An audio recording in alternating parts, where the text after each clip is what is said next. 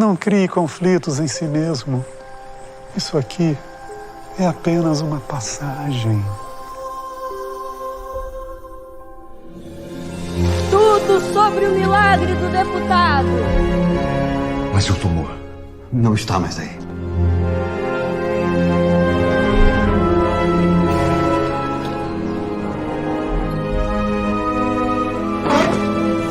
E esse povo todo aí fora? Quero que você mande eles embora. Eu sei que tem muita gente aqui precisando de ajuda. Todo mundo falando disso, a cidade não fala de outra coisa. Por que o senhor curou meu irmão e não me cura? Não sou eu que curo, filho. É o careca. Pede pra ele me curar, pai. O senhor já sente a presença do Dr. Fritz? Às vezes você não pode dar ouvido a essas vozes, só vai piorar. Não quero deixar a Lete e os meninos. Por que a gente não pode ter uma vida normal? Zezé é um homem bom. O coração dele é bom. Eu já disse, eu não sou médico, não. O médico é o Dr. Fritz. Longe de mim querer ganhar dinheiro em cima de quem tá doente. Nem lembro a última vez que eu vi televisão assim com o senhor. Não vi meus filhos crescerem porque eu tava trabalhando pra você. Aceita. Essa é sua missão. Foi você. Mas não parecia você, entende? Eu não aceitei missão nenhuma! Você tem que confiar em Deus. Você casou com um homem e acabou com o outro. Mais da metade do tempo não sou eu que tô aqui, é o careca.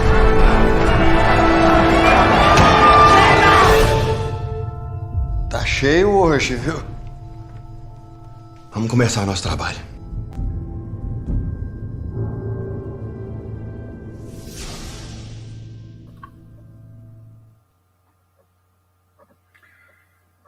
Muito boa noite, meus caros amigos, meus caros irmãos. Que o Mestre Jesus esteja sempre conosco no nosso programa de todas as segundas-feiras. E hoje estamos encerrando esse formato do programa, cujo tema do nosso programa era Em Busca de Deus, e a partir da próxima semana estaremos com uma nova temática do programa. O programa agora vai se chamar Programa Espírita Entre Mundos, e teremos, dentro dessa grade de temas, falando sobre a origem do universo, a encarnação nos diferentes mundos, não é? A ideia, a Idade Média e a visão do universo naquele período, não é? Deus, o universo, na visão do eminente filósofo Pietro Baldi, que vai falar sobre a imanência e transcendência. Vamos também, nesse programa, tratar do tema sobre a vida em Júpiter, como é a vida social no planeta Júpiter, né?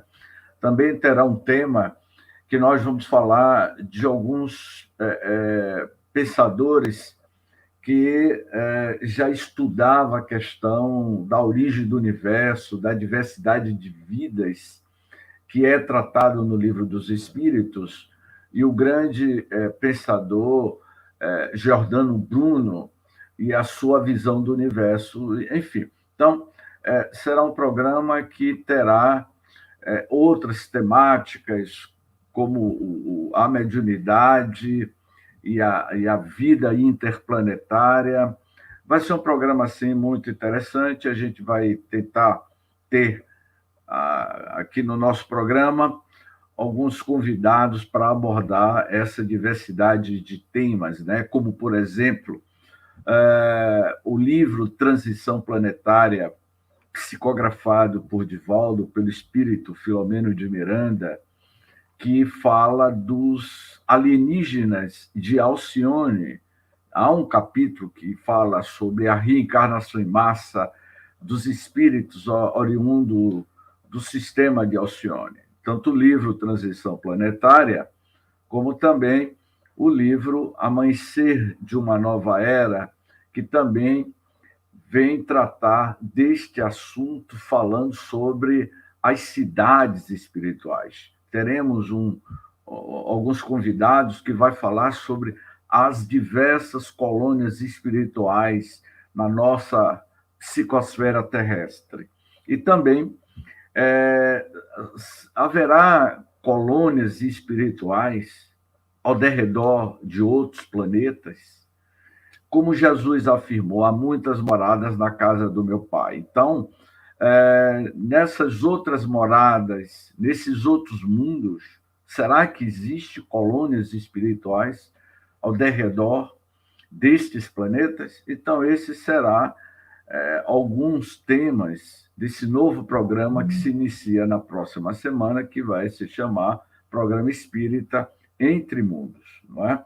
Então, hoje, para encerrar o nosso programa, nós vamos abordar um tema sobre a dimensão humana do Cristo, baseado na obra de um escritor, tribuna espírita baiano, Djalma Argolo. Djalma vai escrever esse livro muito interessante, onde ele vai nos apresentar essa dimensionalidade do Cristo enquanto ele esteve conosco na Terra, mostrando o lado humanista do Cristo. E nesta obra, que é uma excelente obra, na sua introdução, ele vai dizer que a história do movimento cristão divide-se em fases bem delimitadas, inicialmente com a presença de Jesus, cheias de fatos extraordinários, seguidos de uma tragédia dolorosa. E que tragédia dolorosa era essa? Essa tragédia dolorosa e cruel, seguido com a sua prisão, tortura e morte, não é? Que logo após um fenômeno incomparável, após a sua crucificação, para a sua época, houve a sua aparição aos seus discípulos durante cerca de 40 dias, tanto na Judeia quanto na Galileia. Jesus, ele vai aparecer durante esses 45 dias nessas duas grandes regiões para os seus discípulos, que durante um período da sua vida, nos 3 últimos anos da sua jornada na Terra, iria aparecer para os discípulos. Então, podemos dizer que uma das dimensionalidades humana do Cristo era a real condição de Jesus. Essa real condição de Jesus, Djalma vai dizer que as atuais descobertas no campo da espiritualidade retificam esse estado de coisas, atribuindo ao mestre sua real condição. Essa real condição do mestre, como ele vai dizer aqui na obra, é um espírito puro, encarnado com a missão de implantar uma sociedade justa e feliz no lugar da sociedade pré-histórica, cujos estretores estamos presenciando. Ou seja, o Cristo, este espírito puro, que encarna na Terra com a missão de implantar uma sociedade mais justa, nos apresentando um princípio de uma nova ética para um mundo em litígio. Então, essa era a real condição da superioridade deste grande avatar divino, o Cristo, que vem dos altiplanos do mundo maior, das instâncias siderais, na qualidade de co-criador em plano maior, o espírito da auto-hierarquia do Cristo mergulha no mundo, vamos dizer assim, encarna, no espírito mais perfeito que viveu entre nós, para nos apresentar uma nova proposta de evolução para a humanidade. Então, ele também vai afirmar, Djalma, nesse livro, sobre a aparência física de Jesus. Há várias narrativas no que se diz respeito à questão de como era a aparência de Jesus. Amélia Rodrigues, em uma das suas obras, Primícias do Reino, Amélia Rodrigues, ao psicografar este livro, através do médium Divaldo, vai nos dizer que Jesus ele tinha aproximadamente 1,70 m de altura, cabelos cor de ambar e encaracolado, e que passava a sua beleza magnetizava as pessoas. Era um homem alto e que chamava a atenção pela rara beleza do seu magnetismo. Já o senador Públio Lentulus, que foi uma das reencarnações de Emmanuel, e ele vai dizer que, ao tempo de Jesus, o senador Públio Lentulus teve uma oportunidade, ao longo da sua vida, de conhecer Jesus. E ele descreve como era a aparência de Jesus,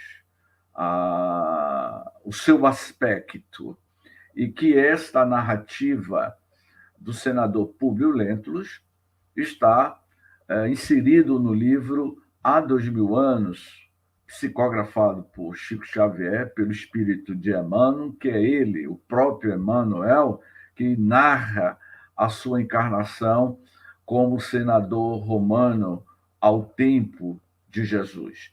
E ele diz o seguinte: trata-se de um homem ainda muito moço, que deixava transparecer nos olhos profundamente misericordiosos uma beleza suave e indefinível. Longos e sedosos cabelos modulavam-lhe o semblante compassivo, como se fosse fios castanhos, levemente dourados por luz desconhecida, sorriso divino, revelando ao mesmo tempo bondade imensa e singular energia, irradiava da sua melancólica e majestosa figura uma fascinação irresistível. Então, ele descreve que Jesus ele transparecia na sua aparência a grandeza espiritual que ele era, o espírito da hierarquia do Cristo, da natureza espiritual dele, agora humanizado, habitando um mundo em transição, como o planeta Terra, na qualidade agora de um espírito encarnado, habitando o corpo físico e sendo regido pelas leis da Terra, ele, de certa forma, deixava transparecer, como diz aqui o senador Públio Lentulus, na sua majestosa figura, uma fascinação irresistível, que certamente era o poder da luz, a energia que se desprendia desse espírito tão puro e que estava habitando transitoriamente aquele corpo. E o corpo certamente vai refletir a ascensão espiritual do seu morador. Podemos dizer, meus caros amigos, que o corpo é a residência, o habitat do espírito que ali está residindo. E Jesus, ele era dessa grande ascendência. Então, imagine vocês o próprio governador espiritual da Terra, o espírito que coordenou e elaborou a construção do planeta Terra, com o campo gravitacional do teu próprio amor, arquitetou e planejou, como co-criador em plano maior, a elaboração do orbe terrestre. O próprio governador estava agora entre todos na terra, na Judéia e na Galileia, e que teria como missão primordial apresentar para a humanidade o advento da segunda revelação. Eu digo que a segunda revelação é seguida de uma grande revolução. Primeiro vem a revelação, inicialmente a grande revolução moral e espiritual que Jesus impactou naquela época a humanidade e como ainda continua impactando. Então, Jesus, ele tinha essa aparência. Como também o Djalma vai comentando nesse livro, A Dimissão Humana do Cristo, ele vai falar sobre a cultura de Jesus. Imagine vocês, meus caros ouvintes da Rádio Web Estação da Luz, imagine o alto nível de aculturamento que Jesus tinha, não é? Já mostrava na sinagoga o nível do seu desenvolvimento espiritual. Hoje, se o Cristo estivesse conosco nos nossos uma criança, um menino de 12 anos, seria um gênio, uma criança superdotada, de uma elevação intelecto-moral muito grande. E o nosso querido amigo Djalma, que eu já tive o prazer de participar de vários eventos aqui em Salvador com o escritor desta obra, A Dimissão Humana do Cristo, e que eu recomendo a todos, que é um dos melhores livros que descreve essa parte humanista do Cristo. O Djalma Argolo, ele é uma figura que sabe falar o grego, o hebraico, domina quase 4 idiomas, ele fez um estudo aprofundado, traçando o perfil psicológico humanista do Cristo. E o nível da cultura de Jesus, ele vai dizer em um dos seus capítulos que a mente privilegiada do Cristo, entrando em contato com as construções culturais humanas, as resolvia em breve tempo, penetrando e assimilando suas estruturas da mesma maneira que um homem inteligente soluciona facilmente os enigmas propostos por crianças. Então, imagine aqueles doutores da lei na sinagoga, dialogando com um garoto de 12 anos e ele falando com conhecimento, o nível de lucidez espiritual do menino Jesus aos seus 12 anos de idade. Então, ele vai dizer que nos evangelhos se percebe o grande conhecimento que Jesus possuía das Escrituras e a facilidade com que retirava delas o ensinamento correto no momento necessário. Ou seja, ele já tinha este conhecimento, não é?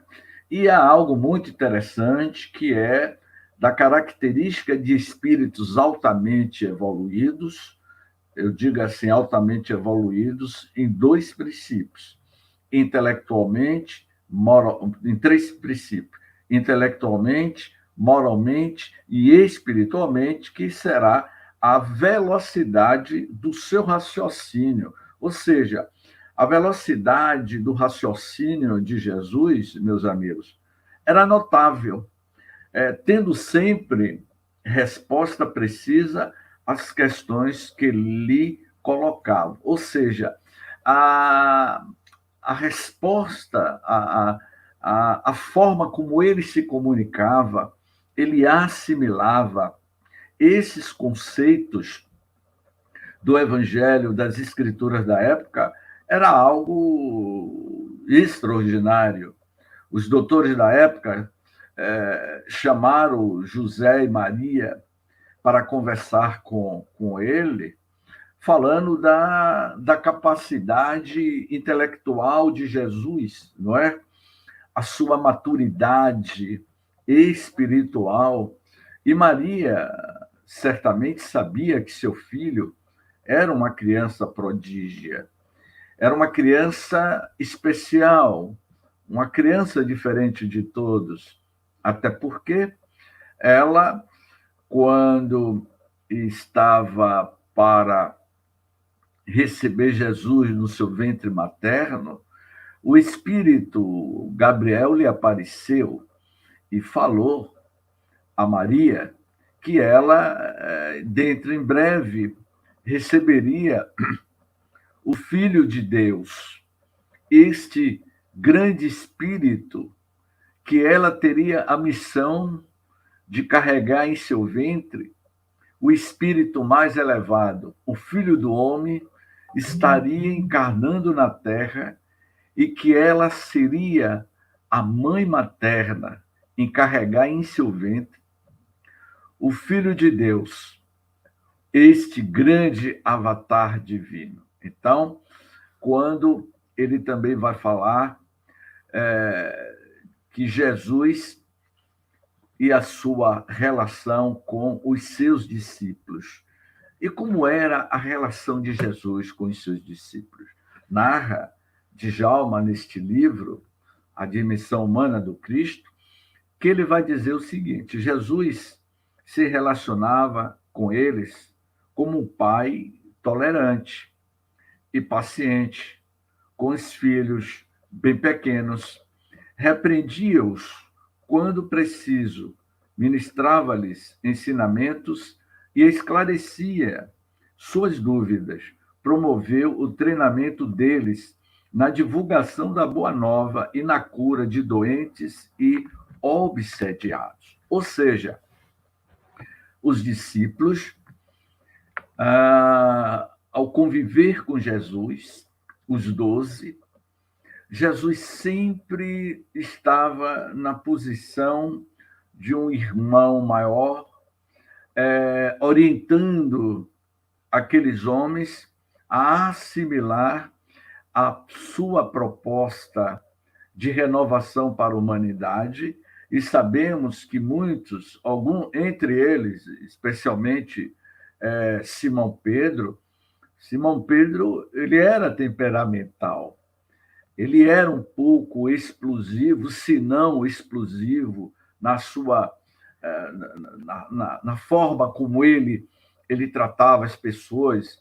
Ele era muito afoito, vamos dizer assim, na linguagem mais contextualizada.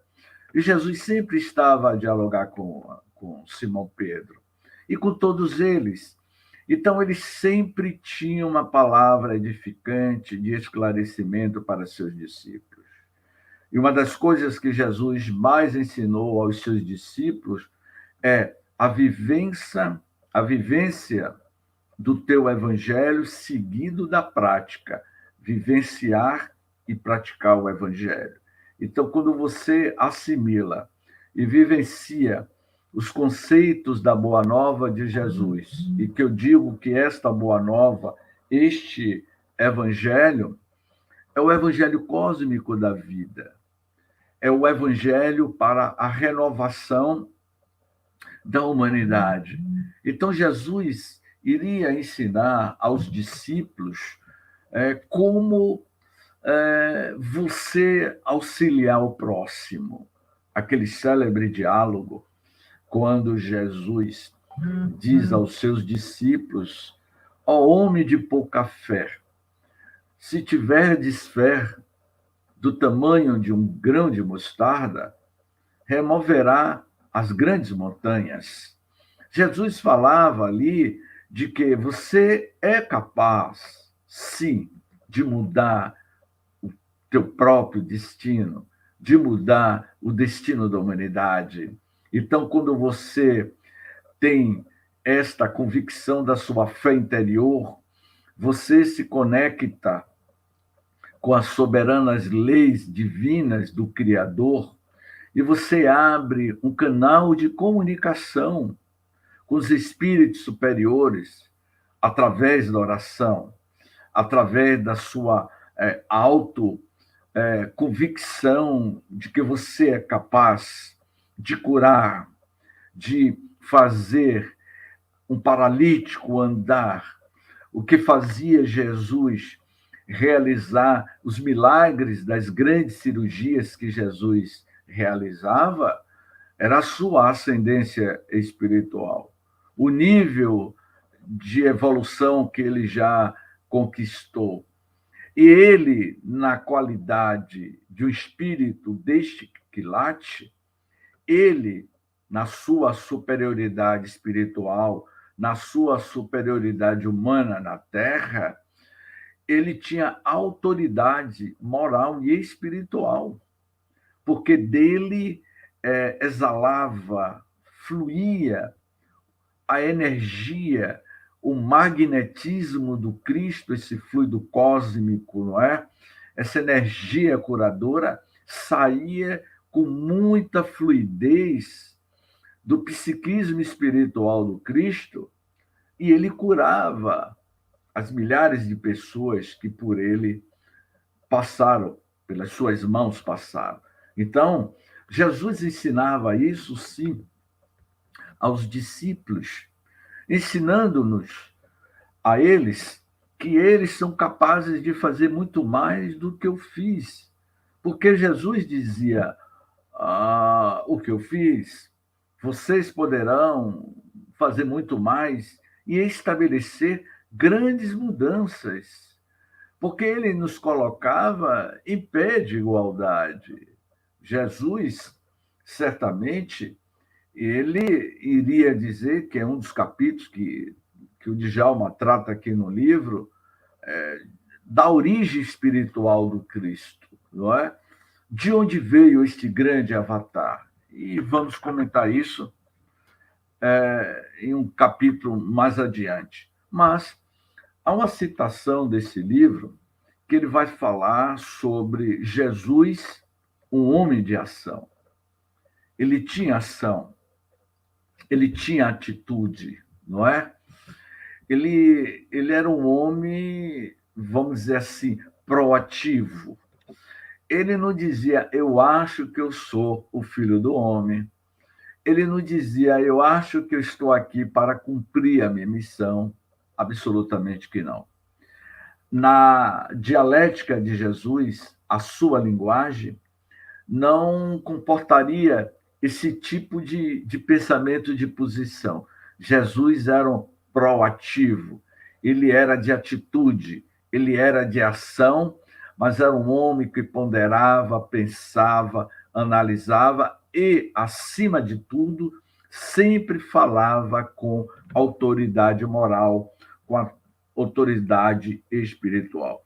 Então, o Djalma, nesse capítulo, o nosso amigo Djalma Argolo, quando ele fala que Jesus, esse homem de ação, há um trecho que eu grifei aqui, que eu achei muito interessante, quando ele diz, nunca se queixou, nem deu ares de desânimo.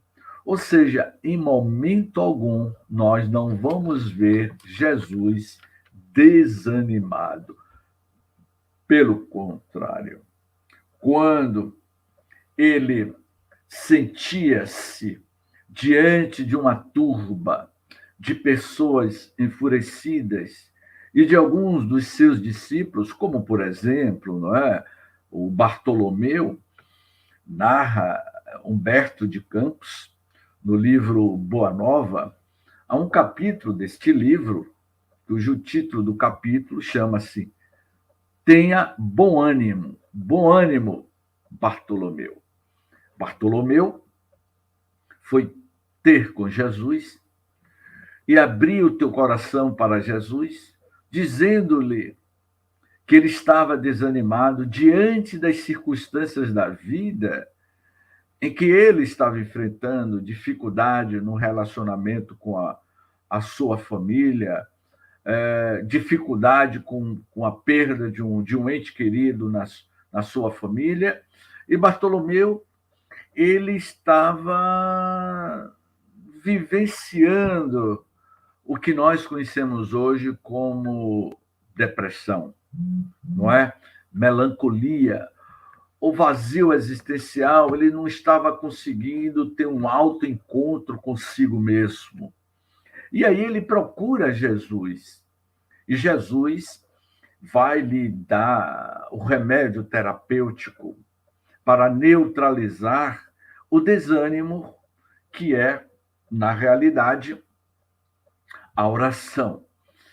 Esta oração, quando Jesus diz a Bartolomeu, tenha bom ânimo, acredite no Pai, busque o Pai através da oração. Então, Jesus era, pois, meus amigos, um homem muito ativo a perseguir a meta que seu ideal apontava, e o seu ideal apontava para transformar a Terra num mundo habitado por almas puras, libertas de qualquer mácula. Essa é a meta espiritual do Cristo na Terra.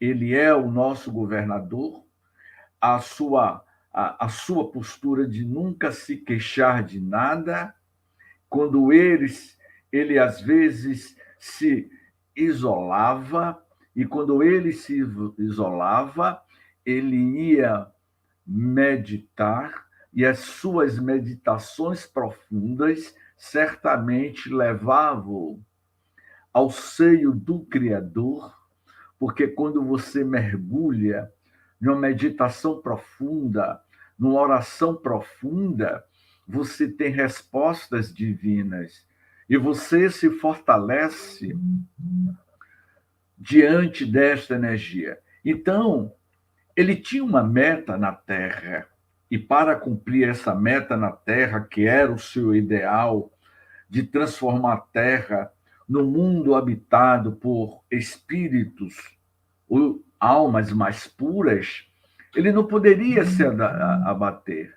O que sempre sustentava Jesus, e Jesus, meu amigo Tavares, tentava passar para os seus discípulos, tenha um bom ânimo diante dos grandes desafios da vida, não é?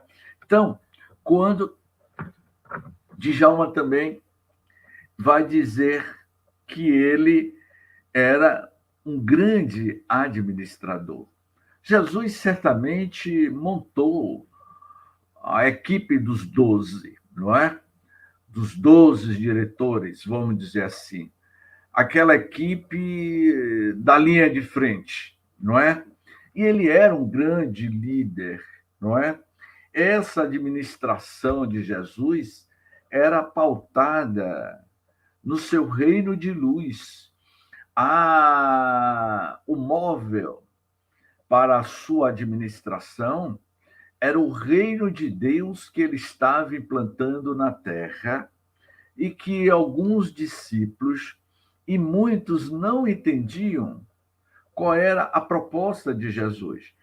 Então, quando ele diz, nesse capítulo, sobre Jesus, um administrador, ele diz assim: na parte administrativa, estava sempre a gerenciar conflitos pela reunião de um grupo de pessoas com a mais diversa educação, as neuroses, os anseios, os objetivos e culturas diferentes daquela época, e, quem sabe, os grandes conflitos internos que ele mais tentou administrar diante de todos aqueles que se aproximavam de Jesus. Como toda a convivência entre eles, inicialmente eram 12, depois os 70, depois os 500 da Galileia. Então, quando você tem grupos de pessoas, você acaba produzindo atritos, que é natural você conviver com pessoas que têm uma forma de pensar diferente de você. Ninguém, certamente, pensa todos no mesmo padrão, têm a mesma visão, há divergências. E o desafio nosso é de conviver com essas diferenças, não é? Então, o mestre, ele sempre se aproveitava dessas ocasiões para ministrar o ensino da fraternidade e da tolerância. E isso é o que nós estamos precisando viver e colocar em prática nos nossos dias atuais. Nós estamos vivendo momentos muito tensos de não saber ser mais fraterno e não estamos conseguindo aprender a ser mais tolerante, porque tudo passa. É uma fase da nossa jornada espiritual. Portanto, a gente precisa ser, sim, mais tolerante. Pois bem, a autoconsciência de Jesus, essa autoconsciência de Jesus, que Djalma vai dizer aqui no seu livro, torna a repetir a todos que nos ouvem, o livro A Dimensão Humana do Cristo é uma obra impecável e pouco conhecida. E neste capítulo 12, que ele vai tratar da questão o alto nível de consciência do Cristo Jesus, ele vai dizer assim, uma das características das almas evoluídas é a consciência que tem de suas possibilidades, condições espirituais e capacidade de realização. Jesus demonstra tudo isto em alto grau. Então, há uma citação de Mateus, no capítulo 3, versículo 15, que Mateus diz o seguinte: deixa que assim aconteça agora, porque convém que se cumpra o que é correto. Então, por que Mateus fez essa citação? Pelo seguinte fato. Quando foi ao encontro de João, o que mergulha para se submeter à cerimônia de purificação, que este ministrava sua grandeza espiritual, foi reconhecida tanto que o precursor buscou eximir-se de mergulhá-lo. Jesus, todavia, lhe respondeu. Ou seja, quando Jesus teve, meus caros amigos, o encontro com João Batista, que era seu primo, João Batista era filho de Isabel, Isabel era prima de Maria, portanto, Jesus e João Batista, eles eram primos. E quando João Batista, que saiu, foi o precursor que saiu, levando a mensagem de que o novo Messias já estava entre nós, e houve um momento deste encontro entre Jesus e João Batista no Rio Jordão, aonde Jesus se aproxima de João Batista e se coloca para ser batizado nas águas do Rio Jordão. E João Batista percebe a superioridade espiritual de Jesus, e aí Jesus dá essa resposta que está em Mateus, né? Deixa que assim aconteça, João Batista, porque convém que se cumpra o que é correto, não é? Jesus sempre disse, eu não vim derrogar lei nenhuma, porém cumpri-las. Jesus nunca foi contra as suas leis estabelecidas na terra. Ele veio cumpri-las e não derrogá-las. Portanto, quando nós percebemos que Jesus ele tinha uma certa sociabilidade, essa sociabilidade de Jesus, segundo João, o evangelista, ele vai dizer, João Evangelista, né, que o seu primeiro fenômeno psíquico foi produzido numa festa de casamento. Foi a sua primeira experiência, né? As bodas de Canaã, onde transformou a água em vinho. Mateus, ao se tornar seu discípulo, vai dizer o Djalma nesse capítulo 15, que Mateus, ao se tornar seu discípulo, deu um banquete do qual participaram ele, os discípulos e vários convidados. O mesmo aconteceu no caso de Zaqueu, cobrador de impostos, como Mateus, para cuja casa e mesa ele mesmo se convidou. Na casa de Simão, o leproso, em Betânia, uma das suas últimas participações dessa ordem foi perfumado e acariciado por uma mulher, agradecida pelos benefícios que lhe fizera. Finalmente, despediu-se dessa existência com uma refeição comemorando a Páscoa. Aliás, vai dizer Djalma, né? Jesus diz que o chamavam, alguns diziam que chamavam Jesus de comelão e beberrão, indício de que era visto em muitos banquetes para os quais aqueles que possuíam condições financeiras o convidavam com frequência. Pois bem, ele certamente era convidado para os grandes banquetes, não é? E ele participava. Há um dos capítulos do livro Boa Nova, de Humberto de Campos, que os evangelistas narram essa questão, onde um dos discípulos vai dizer a Jesus: Rabi, a população comenta que nós somos um glutão, que você é um glutão. Glutão é aquele que come muito, que sempre está nos grandes banquetes. E Jesus responde aos seus discípulos: deixai que eles falem, deixai que haja esses comentários, porque nós temos um papel dentro da sociedade. O primeiro fenômeno, como ele vai dizer, as bodas de Canaã, onde Maria estava presente, a sua mãe, e a festa era regado a vinho. E, de repente, acabou o vinho. E há a narrativa de que Maria, se eu não me engano, a sua mãe, perguntou-lhe: meu filho, o que pode ser feito agora? Será que você não pode nos ajudar? E aí o que foi que Jesus pediu? Que colocasse alguns vasilhames, alguns potes de barro com água.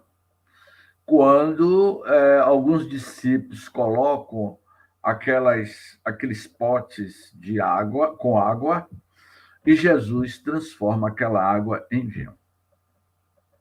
O proprietário da festa, ao beber o vinho, percebe que, de fato, era um vinho de uma boa safra.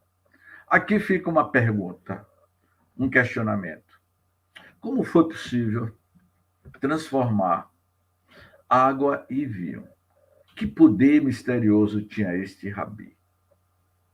Que espírito era este que andava sobre o mar, que fazia leprosos se limpar, que fazia com que pessoas voltassem a enxergar, que multiplicava pães e peixes para uma grande multidão?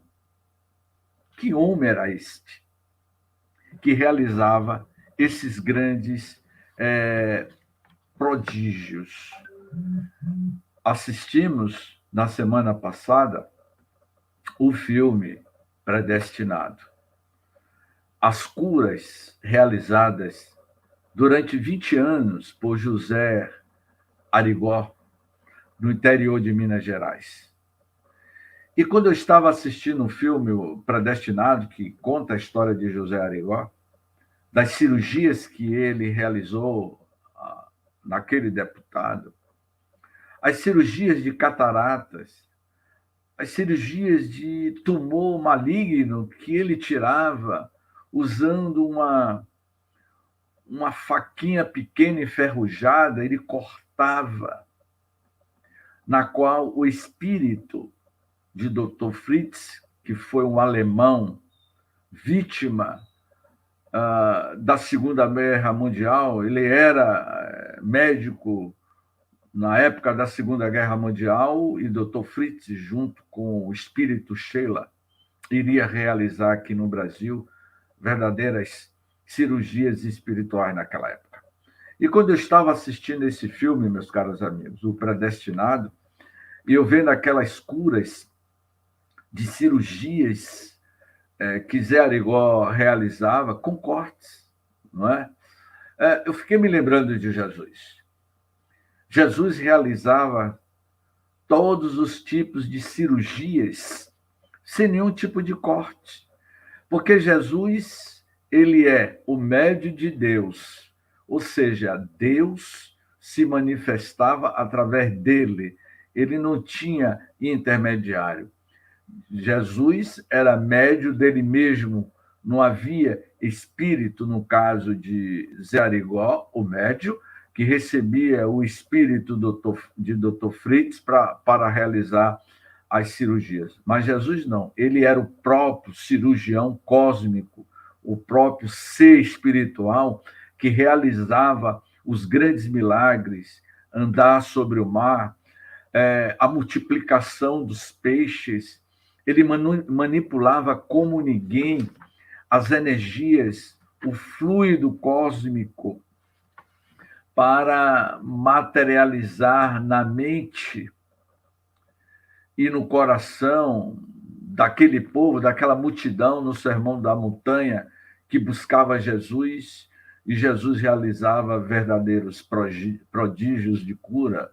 Quando ele curou aquele grupo de 10 leprosos de forma simultânea, e como isso era possível? Como é possível você realizar uma cura espiritual de fazer com que uma pessoa volte a enxergar?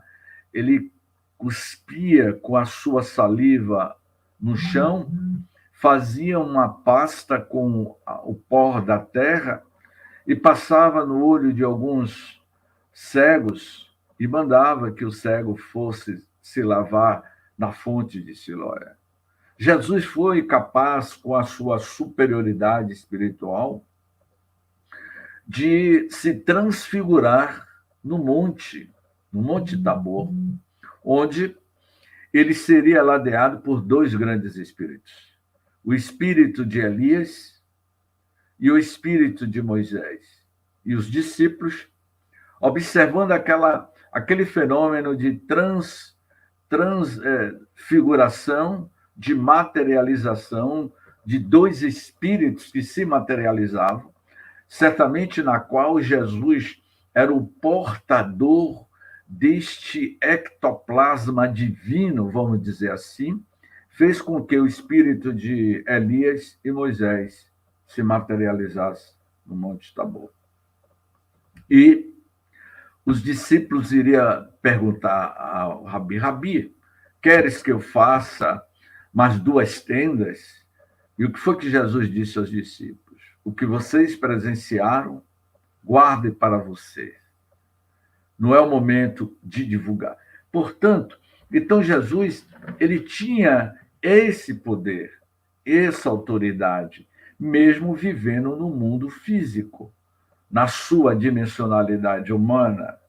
O livro A Gênese, que Kardec publicou em 1868, há um capítulo do livro A Gênese que vai falar sobre os milagres de Jesus. E Kardec dá uma explicação seguida dos comentários dos espíritos, falando desses grandes prodígios que Jesus realizou, não é? Entre eles, um que muito me chamou a atenção é o caso daquela mulher que sofria de hemorragia ininterrupta há mais de 12 anos. E ela, por conta dessa hemorragia constante que ela deixava sair das suas entranhas, ela era rejeitada. mas ao ter um autoencontro com Jesus, e Jesus cura, estanca a sua hemorragia. Como isso era possível, não é? Essa medicina do futuro, meu amigo Tavares, não sei se você está aí, Tavares, mas Dr. Roberto Fructuoso, há um livro que ele fala sobre a medicina do futuro. A medicina do futuro é a medicina espiritual. Na medida em que a humanidade vai evoluindo espiritualmente, e que os médicos da Terra vai tendo uma compreensão da sua missão espiritual na Terra, o poder do magnetismo, não é? O poder desta alquimia energética que cada um de nós somos capazes de curar células cancerígenas, de curar determinadas enfermidades quando nós, de certa forma, aprendermos a manipularmos esse poder energético, essa energia nuclear que existe em nós. Então, quando Jesus disse-nos, eu sou o caminho, a verdade e a vida, eu sou a luz do mundo. Então, quando ele disse isso, que ele é a luz do mundo, e ao mesmo tempo ele vai dizer o que eu fiz, vocês poderão fazer muito mais.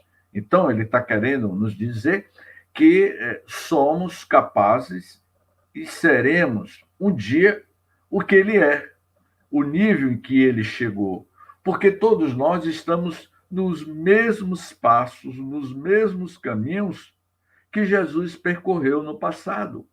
Jesus já vinha evoluindo há milhões e milhões de anos, bem antes de surgir o nosso sistema solar. Este Cristo, este Logos divino, como vai dizer André Luiz, este co-criador em plano maior, este espírito puro, já vem na sua evolução há milhões e milhões de anos, em outros mundos, em outras galáxias, em outros universos espirituais, paralelo ao nosso universo. Então, quando você chega a um patamar desse, e o homem na Terra, quando deixar de ser um planeta de provas e de expiações para um mundo de regeneração, esse mundo de regeneração será constituído de almas mais humanas, de almas mais espiritualizadas. Essas almas mais espiritualizadas será dotada deste poder de cura, desta realização, como o Roberto Fructuoso fala, da medicina do futuro, que é a medicina espiritual, que André Luiz retrata perfeitamente em toda a sua obra, especialmente no livro Missionários da Luz. Então, já nas nossas considerações finais, falamos no capítulo 17 deste livro, A Dimensão Humana do Cristo, quando o nosso querido Djalma nos apresenta as relações humanas de Jesus, e que ele diz: Jesus se indagava com a hipocrisia dos que deveriam ser modelo, pelo conhecimento espiritual que detinham, mas que apenas o aplicavam aos outros, exigindo que o patricassem enquanto permaneciam na prática sistemática do que o condenavam. Ou seja, ele está querendo dizer que Jesus ficava indignado, se indignava com a hipocrisia daqueles que pregavam e não vivenciavam. Ou seja, ele mostrava e deu um recado para os discípulos daquela época e mandou um recado para o futuro da humanidade, porque ele sabia o que iria ocorrer com a sua mensagem de Boa Nova no transcorrer dos milênios futuros, quando ele afirmou: haverá falsos cristos e falsos profetas. Esses falsos profetas irão falar em meu nome, mas vejam se vem da parte de Deus ou se é da parte do homem com o seu egoísmo, com a sua hipocrisia. Infelizmente, nós estamos vivendo dias atuais onde há falsos cristos e falsos profetas, falando o nome de Deus, falando em nome de Jesus, de forma em vão, jogando a mensagem do Evangelho de Jesus aos porcos.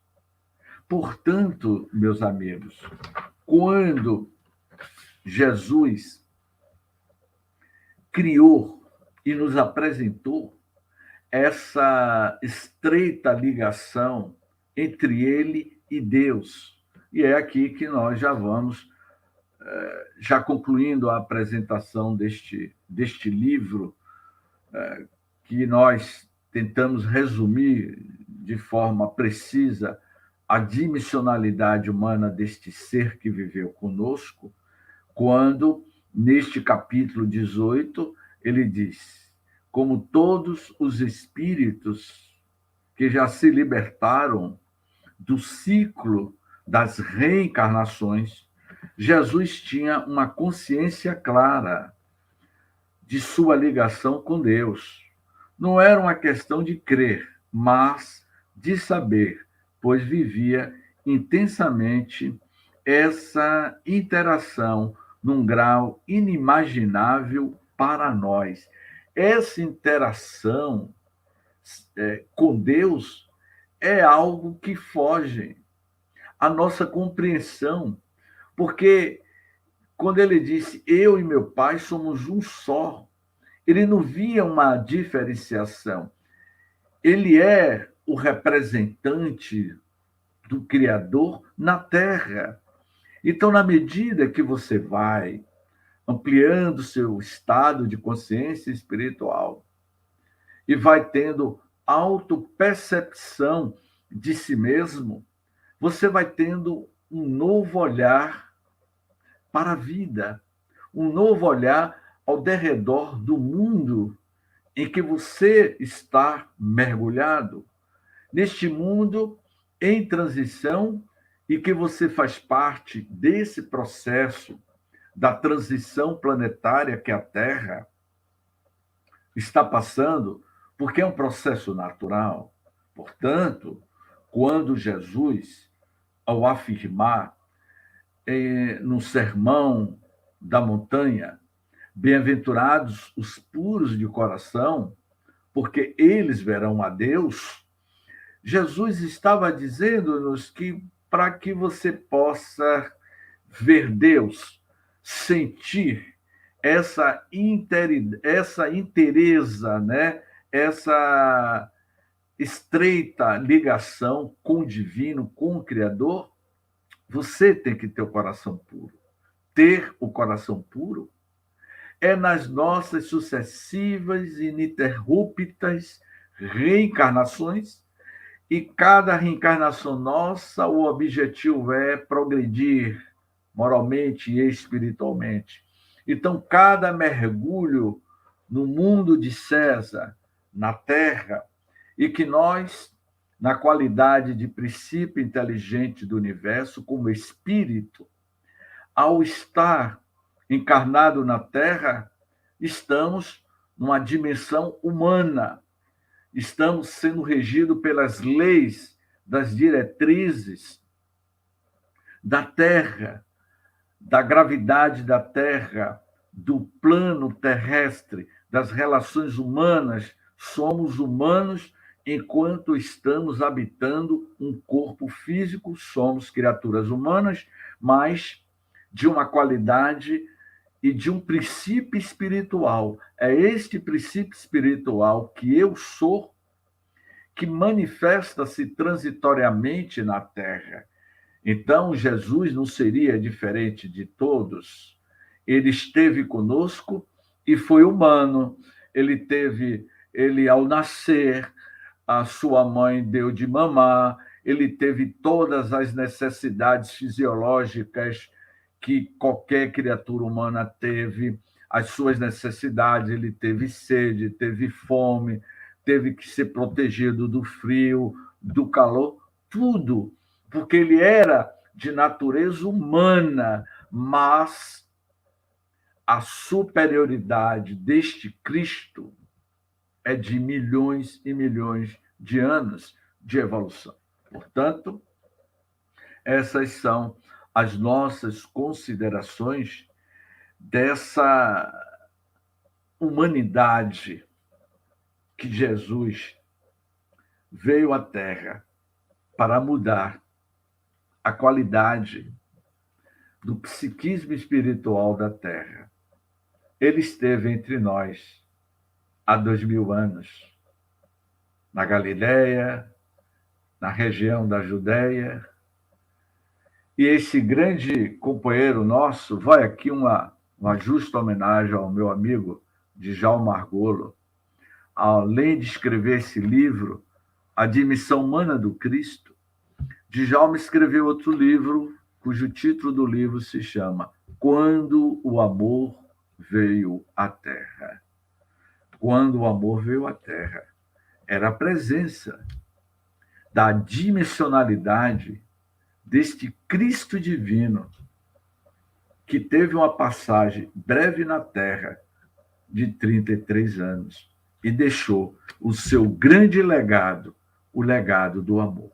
Amai-vos uns aos outros, como eu vos amei. Este é o maior de todos os mandamentos para todas as criaturas em humanidade. Não só os homens, mas todas as formas de reino animal devemos amar. Todos os nossos irmãos inferiores, como eu vos amei. Gratidão, muita paz. E na próxima semana começamos com um novo programa, Programa Espírita Entre Mundos, com uma nova programação, e até a próxima semana, às 19 horas, segunda-feira. Muita paz e até a próxima semana. É com você, Tavares. Com certeza, meu amigo. E aí, eu quero agradecer a você por essa série de programas Em Busca de Deus, que tentamos localizar Deus muito fora, e ele estava aqui dentro, né? E olha, amigo, não tem quem me tire que essa natureza humana de Jesus, naquela festa das bodas de Canaã, quando estava tocando a música, eu tenho certeza que ela acompanhou com o pé, como todo mundo faz, né? Só no batidinho do pé, né? Como qualquer humano fez e faz. Esse livro, Tavares, é fantástico, do Djalma. Esse livro aqui, ó, A Dimensão Humana do Cristo, é um livro fabuloso. Viu? O Djalma, quando esteve aqui em Natal algumas vezes, aqui trazido pelo Dona Maria de Nazaré, da Nazaré. E aí eu quero falar que daqui a pouquinho nós vamos dar continuidade ao nosso programa, à nossa programação, Espiritismo e Educação, com a dupla dinâmica do Rio de Janeiro, trabalhando a educação dos impulsos afetivos, né? Então, amanhã também começamos às 8 horas, com uma programação extensa até às 23 horas. E a partir de hoje, da 00h10, esses programas que foram exibidos durante a segunda-feira serão reapresentados aqui pela Web Rádio Estação da Luz. Muito obrigado.